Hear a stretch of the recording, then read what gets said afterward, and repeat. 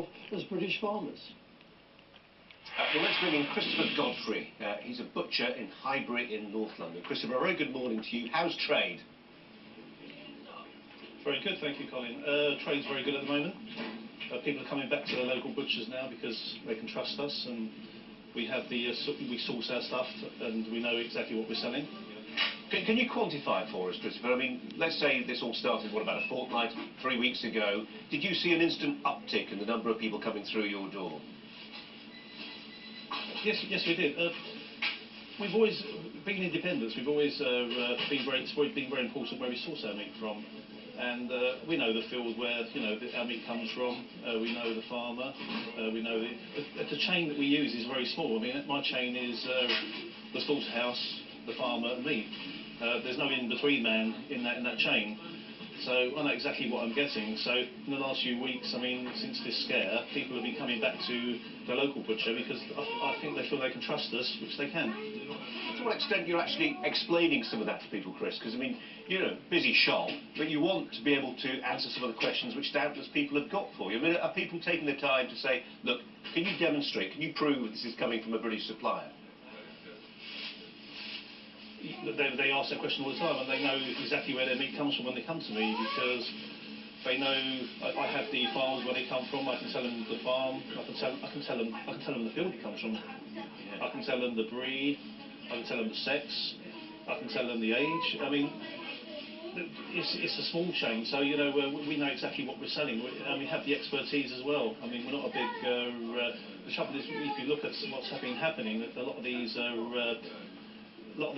the meat markets become so large with very few buyers. You've only got 7 major buyers, like the supermarket buyers. So everything has to be in a very large scale. So you lose that expertise in the middle side of it. I'll tell you what, Chris, I want to ask you about that in just a second. But can you just if you can, just show us a little bit of what you're showing there, what you're selling today. If you can, can just have a look at what's on sale. What we have here are some cuts that people can afford. What we have here are some more cuts that people can afford. Doesn't have to be expensive. You don't have to spend a lot of money. And that's a brisket. That's from the breast of beef. I mean, that piece of beef there is £28, which will feed quite a few people. And oxtail, these are cuts that people come to us for now, who are on a budget. Belly of pork is very popular at the moment. That's free range pork. And even down to things like bavette. That's a cut, a steak. You don't have to eat fillet steak to have a good piece of a steak. I mean, that piece grilled is delicious. And that's £14 in money. So you could probably feed 5 people on that. Yeah. So you don't have to spend a lot of money. Yeah, it's an interesting point, isn't it? It's better off to eat.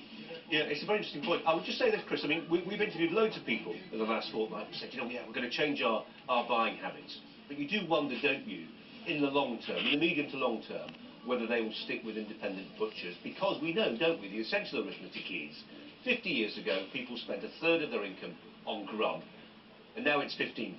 So they've got used to the idea that food's cheap.